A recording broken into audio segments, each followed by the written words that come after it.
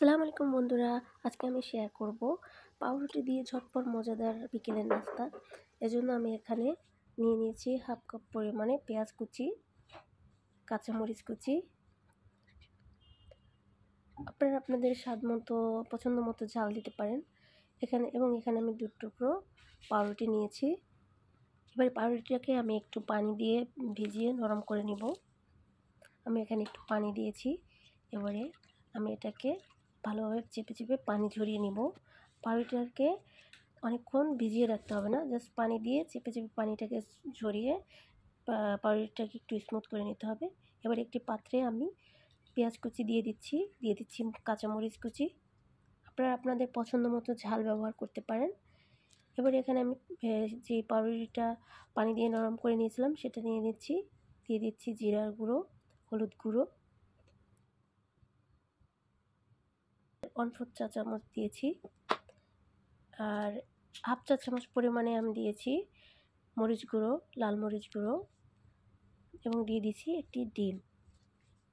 এবার এই সব উপকরণগুলোকে একসঙ্গে ভালোভাবে মাখিয়ে নেব।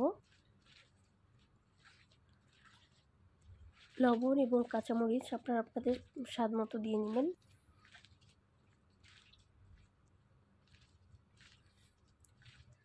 আমার ভিডিওটি যদি আপনাদের ভালো লাগে তাহলে আমার চ্যানেলটিকে সাবস্ক্রাইব করে রাখবেন, এবং যারা পেজ থেকে ভিডিওটি দেখছেন আমার পেজটিকে ফলো দিয়ে রাখবেন।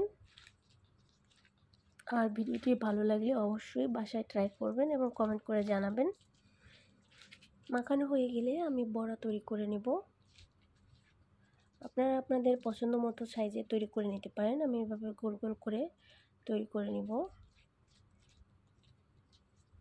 আমি সবগুলো বড়া একসঙ্গে তৈরি করে তারপর ভাজার জন্য রেডি করে নেব।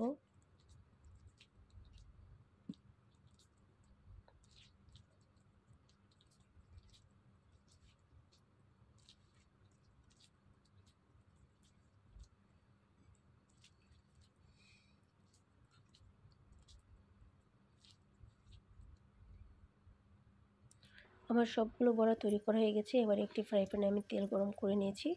এবারে আমি এগুলোকে ভাজার জন্য দিয়ে দিচ্ছি।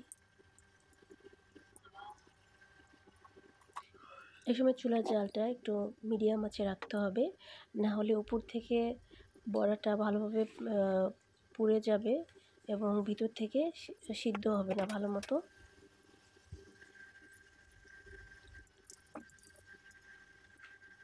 কিছুক্ষণ পর আমি এটাকে উল্টিয়ে নিব। আমার এক পাশ ভাজা হয়ে গেছে।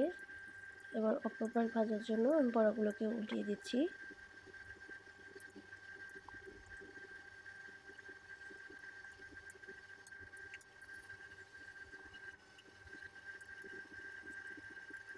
আমার বড়াগুলো ভাজা হয়ে গেছে। এবার আমি তুলে নিচ্ছি।